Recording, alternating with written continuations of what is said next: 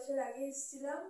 তো আমাদের দীর্ঘ 7 বছরের বিবাহিত জীবনে তো এখনো কনসিভ করতে পারছিলাম না। তো ম্যাডামের কাছে এসে তারপরে 2 মাসেই সবকিছু হয়ে যায়, কনসিভ করি আমরা। তারপরে পুরো ঠিকঠাকই চলছিল। 9 মাসে বেবিটা সুগার লেভেল বেড়ে গিয়ে বেবিটা মিসক্যারেজ হয়ে যায়। তারপরে আমরা আবার 6 মাস পরে আবার এসেছিলাম। তখন ম্যাডাম বলেছিলেন একটুখানি ওয়েট করতে।